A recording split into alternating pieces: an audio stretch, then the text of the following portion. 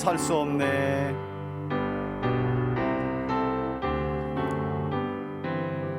주 없이 살 수 없네. 죄인의 구주여, 그 귀한 보배 피로 날 구속하소서.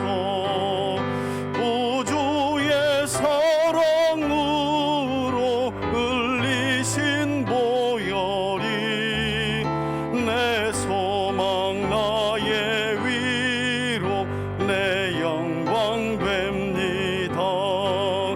주 없이 살 수 없네. 나 혼자 못 서리. 힘없고 부족하며 지혜도 없도다. 내 주는 나의 생명 또 나의 힘이라. 주님을 의지하여 지혜를 거두리. 주 없이 살 수 없네. 내 주는 하신다. 내 영의 깊은 간구 마음의 소원은 주밖에 나의 마음 네가 알아주리요. 내 마음 위로하사 평안케 가시네. 아멘. 주 없이 살 수 없네. 세월이 흐르고 이 깊은 고독 속에 내 생명 끝나도 사나운 풍랑일 때나 지켜주시니 내 곁에 계신 주님 늘 힘이 됩니다. 아멘. 393장 한 장 더 찬송합니다. 393장입니다. 오 신실하신 주, 함께 찬송합니다. 신실하신 하나님을 기억하며 오 신실하신 주 내 아버지여, 늘 함께 계시니 두려움 없네. 그 사랑 변찮고 날 지키시며 어제나 오늘이 한결같. 오 신실하신 주, 오 신실하신 주, 날마다 자비를 베푸시며 일용할 모든 것 내려주시니 오 신실하신 주, 나의 구주. 봄철과 또 여름 가을과 겨울 해와 달 별들도 다 주의 것. 만물이 주 영광 드러내도다. 신실한 주 사랑 나타내네. 오 신실하신 주, 오 신실하신 주, 날마다 자비를 베푸시며 일용할 모든 것 내려주시니 오 신실하신 주, 나의 구주. 내 죄를 사하여 안위하시고 주 친히 주셔서 인도하네. 오늘의 힘 되고 내일의 소망, 주마님만 복을 내리시네. 아멘. 오 신실하신 주, 오 신실하신 주, 날마다 자비를 베푸시며 일용할 모든 것 내려주시니, 오 신실하신 주, 나의 구주. 제가 기도하겠습니다. 하나님 아버지, 감사합니다. 주일을 지나고 3일 오전 수요일 예배로 하나님께 영광 올려드립니다. 진리의 말씀이 우리 마음에 새겨지게 도와주시고 속사람의 거듭남을 통해 신앙의 큰 기쁨과 즐거움을 회복하며 맛보고 누려가는 저희들 되게 하여 주옵소서. 포도나무이신 예수님께 붙어있는 자들은 성령님의 은혜를 통해 말씀 안에 9가지 성령의 열매를 맺는다 하였사오니, 부족한 열매는 깨달아 힘써 맺게 도와주시고 그리하여 우리 삶 속에 하나님의 나라가 이루어지는 복된 삶을 살아갈 수 있도록 도와주옵소서. 주님, 각 가정에 저희들을 영적 제사장으로 부르셨습니다. 오늘도 말씀 안에 성결한 우리의 삶이 가정을 더욱 성전으로 세워가게 하여 주시고, 우리 삶에 하나님께서 하나님의 영광을 드러내시기에 부족함이 없는 우리의 모습이 되게 하여 주옵소서. 하나님의 사람에 관한 말씀을 상고합니다. 오늘은 헤롯에 관한 말씀을 상고할 터인데, 진리의 성령님 각 사람에게 임하여 주시고 우리 안에 있는 우리의 소원을 주 앞에 온전히 내리워 놓을 수 있도록 인도하여 주옵소서. 귀한 시간 하나님께 나아가는 우리 성도들 기억해 주시고, 현장과 온라인으로 예배하는 모든 심령들에게 주의 예비하신 은혜 허락하여 주옵소서. 축복하며 예수님의 거룩하신 이름으로 기도합니다. 아멘. 오늘 우리가 함께 살펴볼 하나님의 말씀은 마태복음 2장 1절로 12절까지의 말씀입니다.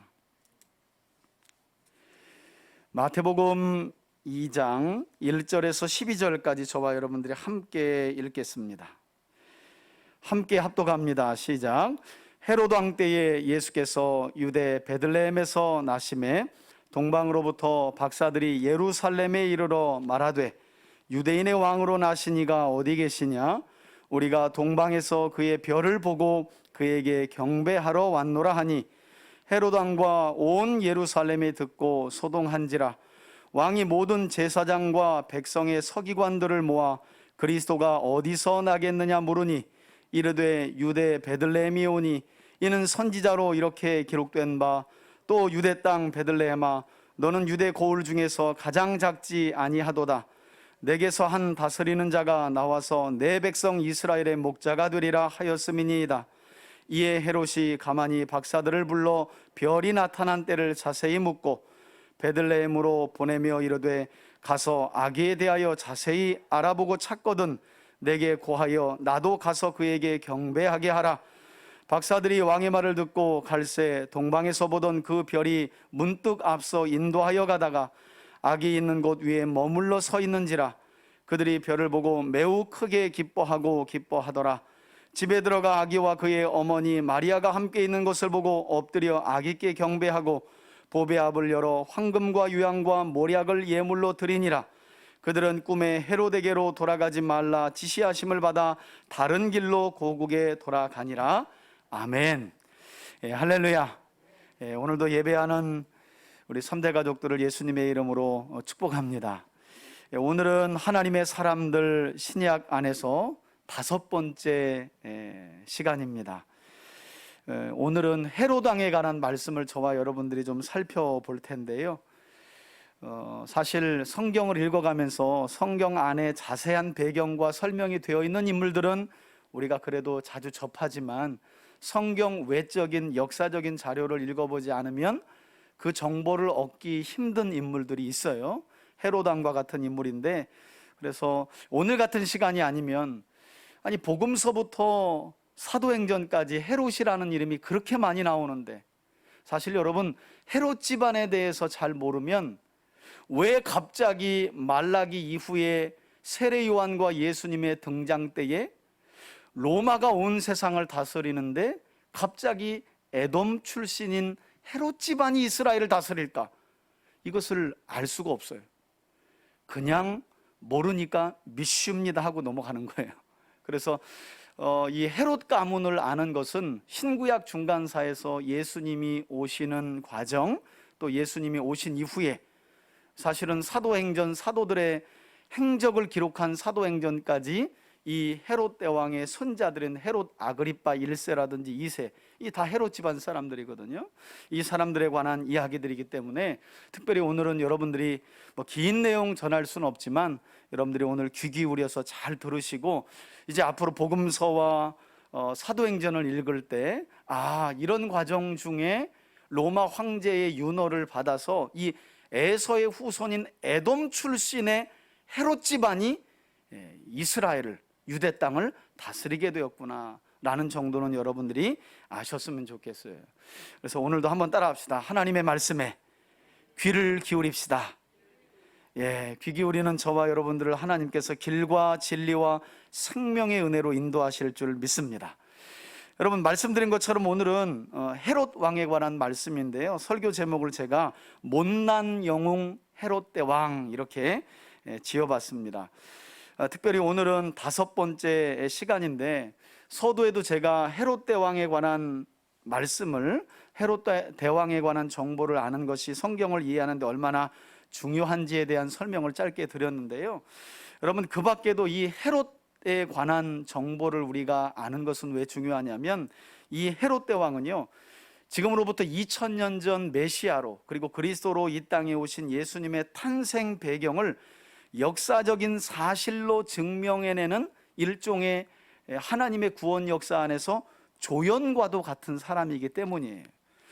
여러분, 헤롯 대왕의 탄생 배경과 그의 통치 배경이 성경에 언급이 되었기 때문에 연도를 인식할 수 있어요, 우리가. 왜냐하면 이 헤롯의 통치는 역사적으로 기록이 되어 있기 때문에 많은 경우 우리가 이제 헷갈려 하는 것이, 구약이 끝나고 신약이 시작할 때 보통 예수님을 영년이라고 안 해요. BC와 AD로 나누는데 AD 1년으로 표기를 하죠, 그죠? 그런데 이제 정확하게 오늘은 이제 예수님의 탄생 연도를 제가 바르게 여러분들에게 가르치고 바로잡는 시간은 아니니까, 그러나 헤롯 이야기가 나왔으니까 한 가지 여러분들에게 좀 팁을 드리면, 우리는 보통 예수님의 공생애가 AD 1년으로부터 시작해서 30살쯤에 33세까지 공생애 3년을 보냈다고 보통 이렇게 이제 대략 알고 있는데요, 여러분, 헤롯 대왕, 오늘 성경 본문에 보면 동방박사의 방문을 받고 이 헤롯 대왕이 나중에 보면 베들레헴에서 태어난 2살 미만의 아이를 다 어떻게 해요? 죽이라고 하잖아요. 그러니까 예수님이 태어난 때에 이 헤롯 대왕이 있었던 것이 분명하죠. 그런데 역사적인 기록에 이 헤롯 대왕은 언제 죽냐면 그러니까 BC 4년경에 죽어요. 그러니까 자세하게 좀 우리가 알고 싶으면, 우리가 예수님의 나이로 알고 있던 나이에서 한 4살 정도는 당겨야 되는 거예요. 그러니까 예수님의 공생애는 대략 한 AD 29년쯤에 끝난 거죠. 4년 정도가 앞서니까. 왜냐하면 헤롯 대왕이 BC 주전 4년에 죽은 것은 역사적으로 너무 분명하니까. 여러분, 죽은 자가 살아나가지고 내가 유대 왕인데 유대인의 왕으로 태어날 리가 있다고? 동방박사의 방문을 받고 베들레헴에서 태어난 2살 미만의 아이를 죽여라, 이럴 수 없잖아요. 죽은 자가 어떻게 살아나서 죽여라 그래요? 살아있는 거거든요. 근데 이렇게 헤롯이 주전 4년에 죽어요. 그러니까 분명히 예수님은 그 탄생, 그의 죽음 이전이죠.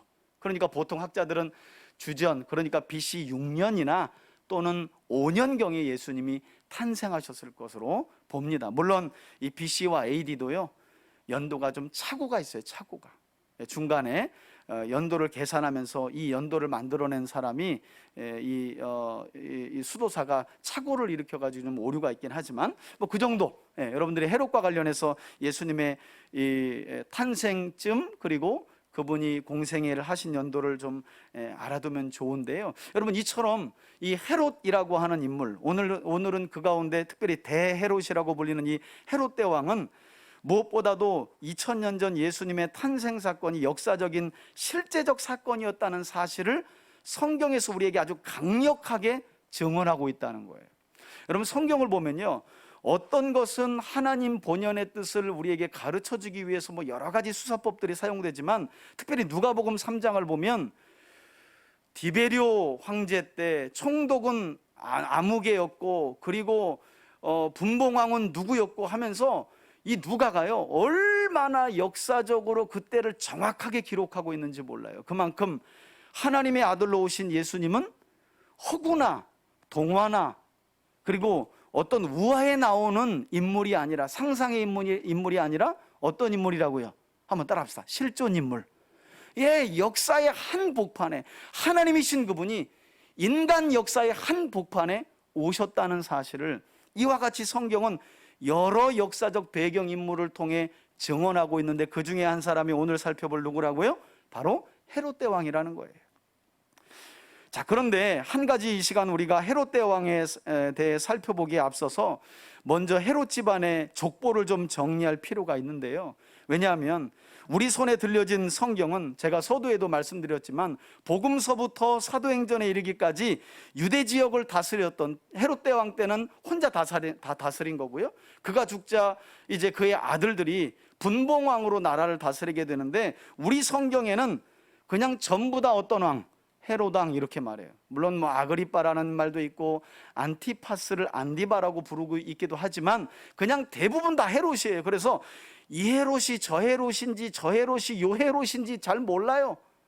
그래서 오늘 여러분들이 설교를 잘 들으시면 헤롯 안티파터 2세를 통해서 로마 황제의 허락을 받고 헤롯 집안이 유대 땅을 다스려가면서 대대로 다스려간 것이구나 라는 사실을 여러분들이 감잡을 수 있다는 거예요. 이처럼 헤롯 대왕에 대해서 알려면 그가 헤롯 집안에서 어떤 인물인가를 먼저 알아야 한다는 거예요. 왜냐하면 여러 헤롯이 나오거든요. 여러 헤롯이.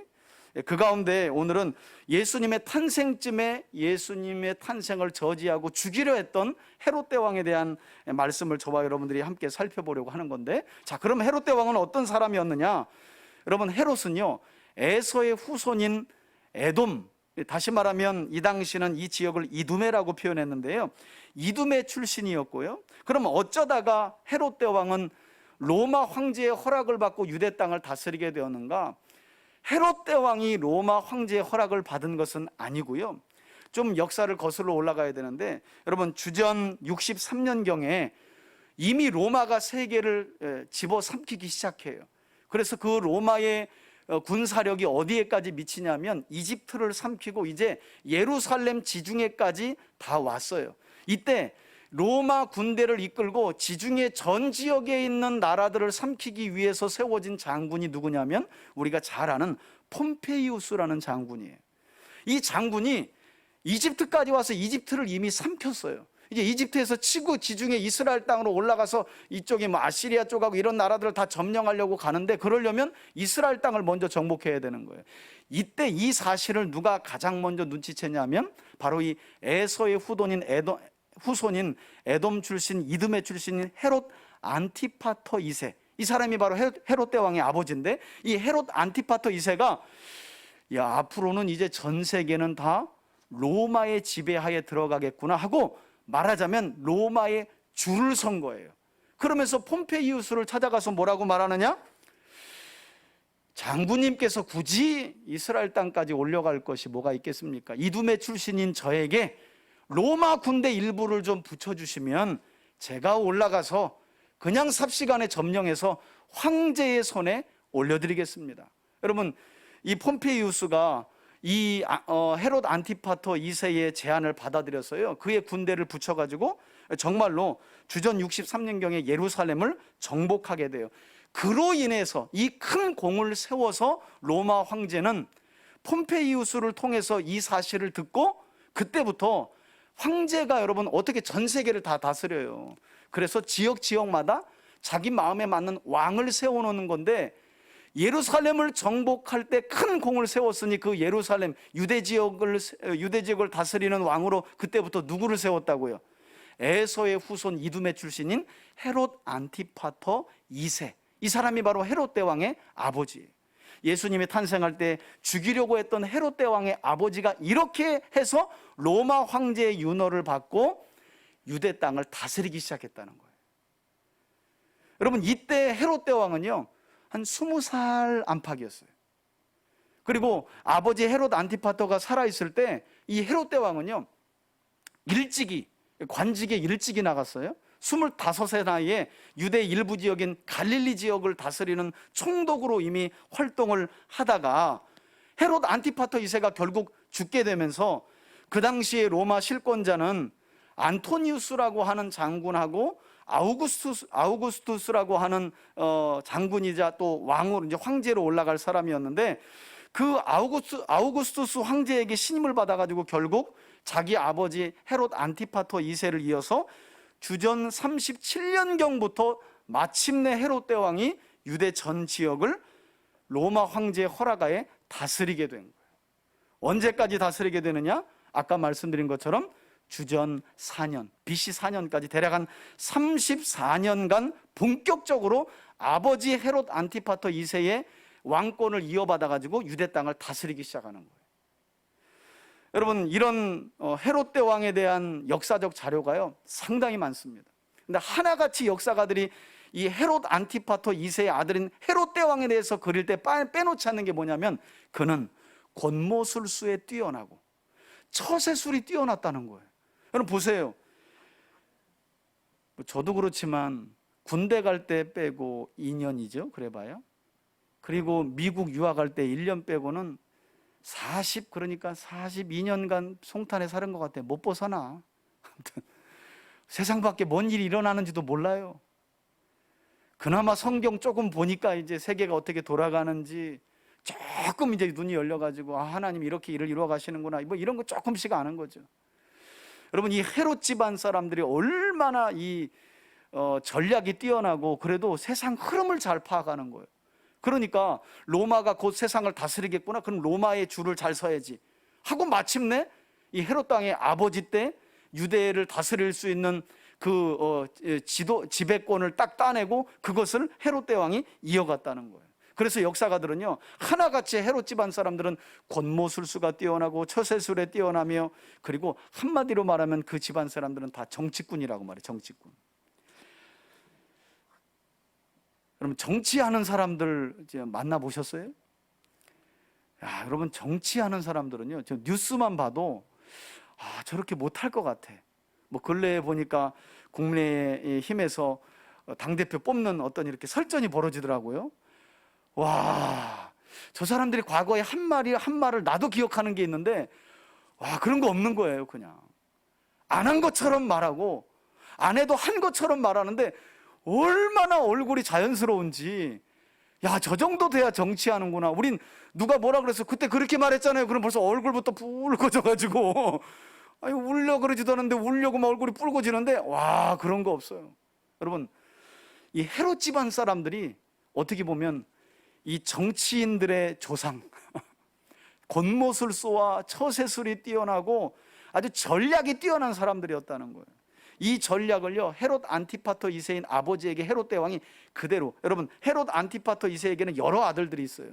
그 가운데 헤롯 대왕이 아버지를 이어 유대 땅을 이어받았다는 건 그 아버지의 장기와 특기를, 이 전략적이고 정치꾼적인 모든 처세술을 그가 어떻게 제일 닮은 거예요. 제일 닮은 거예요.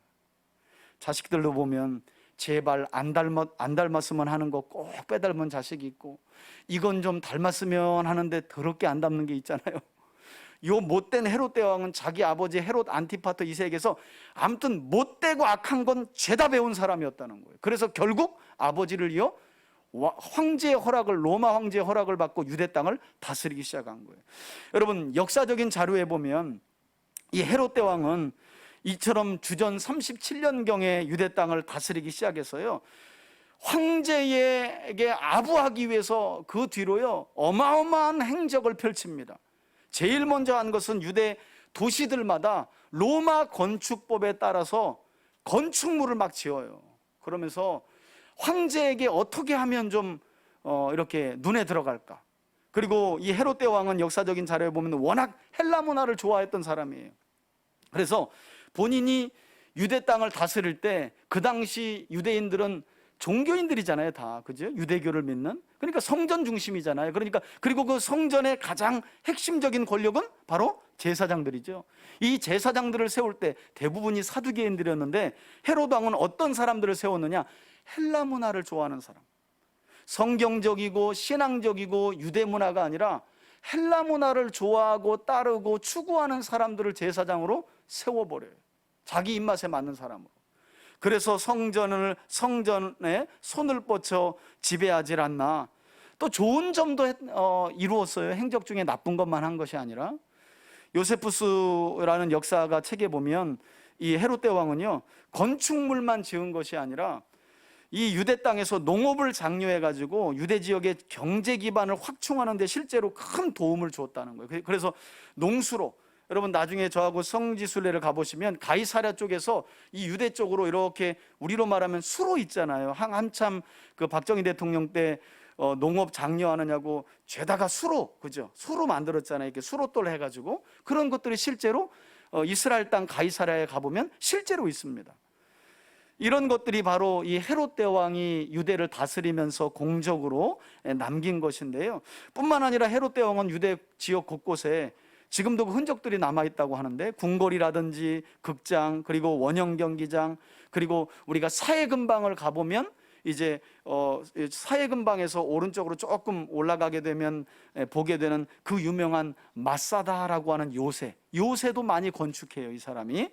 그리고 더 나아가서 헤롯 대왕은요 특별히 혈통을 중시했던 유대인들의 환심을 사기 위해서, 그러니까 여러분 유대인들은 워낙 봉기를 잘 일으켜요. 저항을 잘하니까 조금만 뭐 성전과 관련되고 율법과 관련된 어떤 명령을 내리면 그냥 막 죽기 살기로 되드니까요. 봉기가 자주 일어나면 황제의 눈밖에 나는 거예요. 아이 저놈은 저거 잘 백성을 못 다스리는구만 하고 왕을 바꿔버리니까 어떻게 해서든지 자신이 다스리는 유다 백성들의 환심을 살려고요 어떤 짓까지 벌이냐면, 당시 이 하스몬 왕조, 유다 왕조에 세워진 하스몬 왕조의 마지막 이 왕조를 따른 여인이 하나 있었는데 그 여인이 미리암이에요. 이 미리암이라는 여인과 재혼까지 하면서 나도 이제 유대인과 결혼한 반유대인이다. 그러니 너희들 같은 유대인들끼리니까 내 말 잘 들어라. 그러니까 얼마나 여러분 정치적으로 뛰어난지 몰라요. 유대 왕의 자리에 해먹으려고 하스몬 왕조라고 하는 유대 왕조 여인과 재혼까지 하는 거예요. 재혼까지. 자기 자리를 지키려고. 뿐만 아니라 그는 유대인들이 목숨처럼 여기는 예루살렘 성전을요 솔로몬 성전보다 2배나 더 크게 건축을 하기 시작해요. 이건 뭐 유대인들이요 이때 뭐 와 헤롯 막 이렇게 가는 거죠. 예. 왜냐하면 유대인들은 성전 중심으로 사는데 성전이 오래되다 보면 다 이렇게 건물이 허름허름 하잖아요. 솔로몬 성전보다 2배나 더 크게 지어지는데 이것이 주전 20년경에 예수님 탄생, 그러니까 20년 전부터 시작돼 가지고 언제 끝나냐면 주후 60년경에 마쳐요. 대략 80년이 걸립니다. 자기 손자 때 마치는. 물론 건축물은 역사적 자료에 따르면 이미 2년 안에 다 완공이 됐다 그래요. 그런데 뭐 이것도 축도 세우고 뭐도 새롭게 하고 하는데 아무튼 계속 환심을 사야 되잖아요. 헤롯은 에서의 후손인데 어찌 우리를 다스리냐, 여기에 대한 불만을 뭘로 잠재우는 거예요. 그러나 그는 우리가 섬기는 하나님의 성전을 이 오랜 기간 동안 짓고 있지 않느냐. 여러분 바로 그 성전을 보면서 예수님의 제자들이 뭐라 그래요? 예수님 저 성전 좀 보세요. 저 화려한 성전 좀 보세요. 그 성전이 지어지고 있는 어떤 성전이었다고요? 바로 헤롯 성전이었어요. 아, 저 아름다운 성전 좀 보시라고 제자들이 한껏 예수님께 뽐을 내고 자랑했던 성전이 바로 헤롯이 지은 성전이거든요. 그런데 여러분들도 기억하시지만 그 성전을 보고 예수님께서 뭐라고 말씀하세요? 저것을 허물어라. 내가 사흘 만에 세우리라 하면서 저것은 이제 때가 되면 돌 위에 돌 하나 남지 않고 어떻게 다 무너지게 될 것이다. 이제 건물 성전의 시대가 끝났다. 하나님의 말씀을 떠나 패역한 이스라엘의 성전에 하나님은 더 이상 계시지 않는다. 참 성전인 예수님께서 오셨음을 말씀하면서 그 지어진 헤롯 성전도 때가 되면 무너질 것이라고, 돌 위에 돌 하나. 여러분, 그대로 됐을까요? 안 됐을까요? 그대로 이루어집니다. AD 70년에 로마 장군인 티투스가 유대 봉기를 잠재우기 위해서 예루살렘에 와가지고요, 온 도시에 불을 쏴질렀는데, 성전에도 불을 질렀는데, 이 로마 군인들이 성전에 있는 금을 가져가려고, 금이 발라져 있으니까 불이 나면 녹잖아요. 그게 벽돌 사이로 들어간 거예요. 그 모든 금을 캐려고 실제로 어떻게, 돌 위에 돌 하나 남지 않고 벽돌을 다 허물어 버려요. 예수님 말씀 그대로 이루어진 거예요. 여러분, 이처럼 역사적으로 볼 때, 세상 역사로 볼 때 헤롯 대왕은요, 사실은 모든 사람들이 되고 싶어하는 인물일 수도 있어요. 처세술이 뛰어나고, 아주 언변이 뛰어나고, 권모술수가 뛰어나고, 어디에 줄 서야 되는지를 알고, 기가 막히게 로비할 줄 알고, 사람 마음을 살 줄 알고, 그래서 성공할 줄 알고. 근데 여러분, 딱 여기까지예요. 이 헤롯 대왕에게도 치명적인 약점이 있었다고 하는데, 그 약점이 무엇이냐?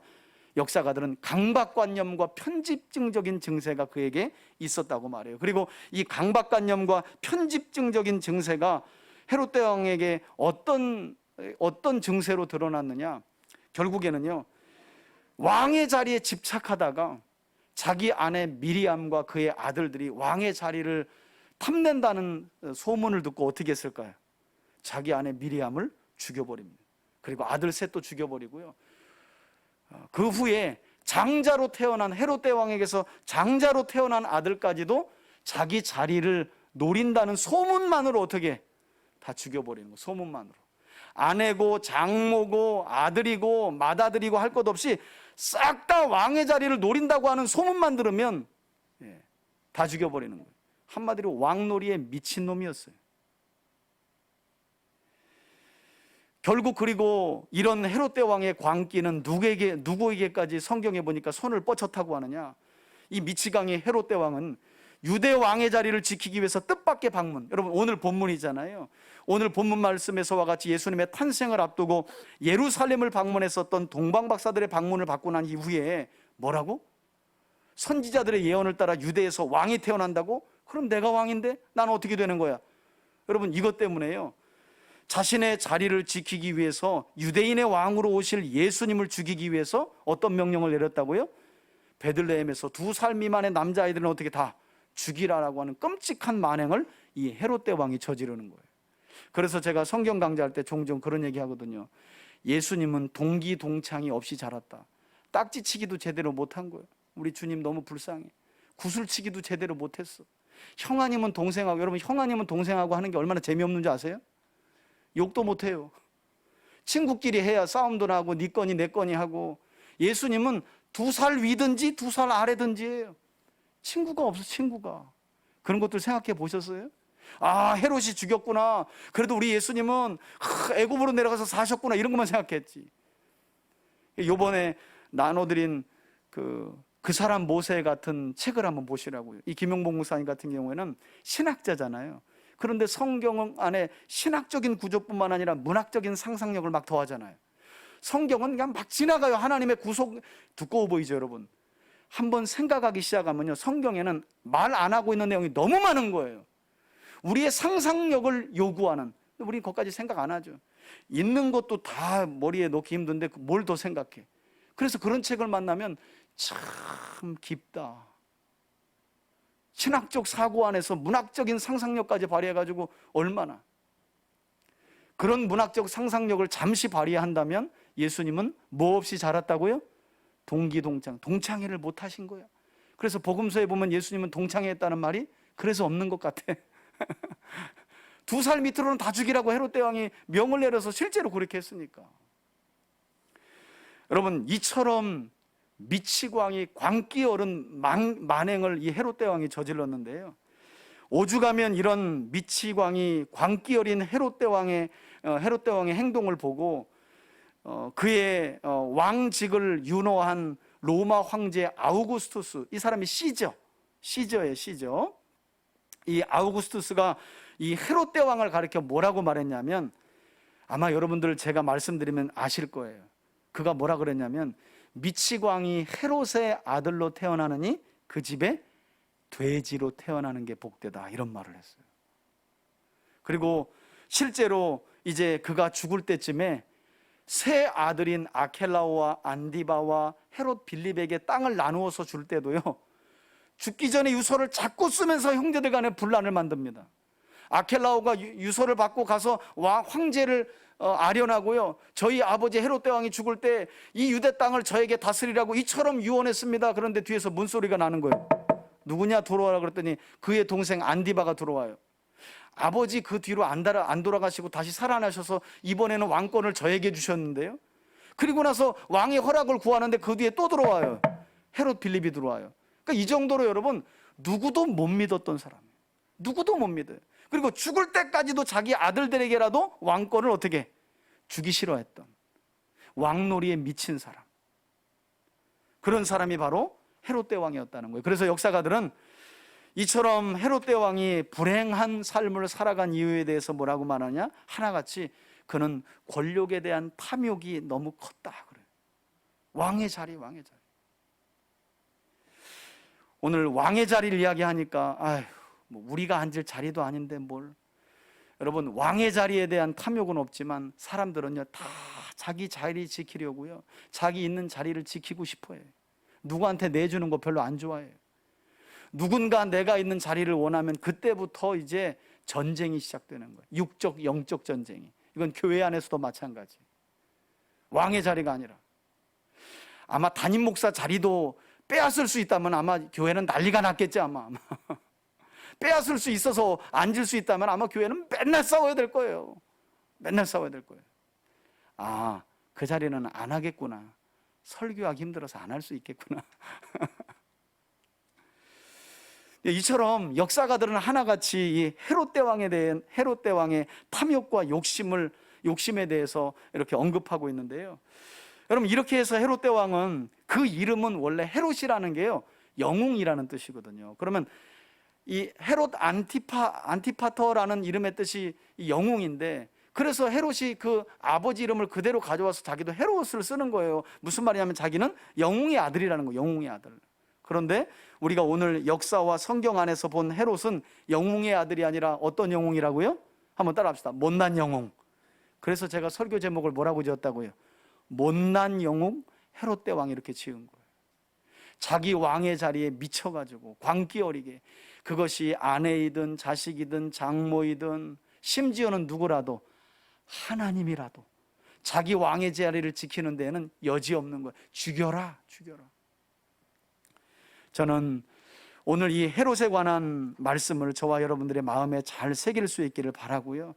그래서 우리 3대 가족들이, 비록 헤롯 대왕이 권모술수와 정치적인 처세술에 뛰어나서 한 대략 34년간이나 유대 왕의 자리에 올라 유대 땅을 통치하긴 했지만, 결국 그가 왕의 자리를 지키기 위해 하나님의 아들이신 예수님마저 죽이려 했던, 이처럼 완전하게 그는 사탄의 종으로 쓰임받았던 모습을 저와 여러분들이 기억하면서, 우리 3대 가족들의 삶은 이처럼 이 헤롯 대왕처럼 사단의 종이요 불의의 병기로 쓰임받는 인생이 아니라 의의 병기로서 하나님께 온전히 헌신하고 드려져 쓰임받는 여러분들이 되시기를 바라고, 그리고 한 가지, 여러분, 언제나 하나님은 무엇과 싸우냐면요, 우리 소원과 싸우고 계시다는 것을 아셔야 돼요. 여러분, 하나님이 사탄과 싸우실까요? 싸우실 이유가 없어요. 싸움의 상대가 안 되는데 어떻게 싸우세요? 욥기에서 보셨잖아요. 허락받고 움직이는 거. 그럼 하나님이 오늘날 무엇과 싸울까요? 하나님을 믿는 우리 마음의 소원과 싸우시는 거예요. 우리 인간의 꿈과 싸우시는 거예요.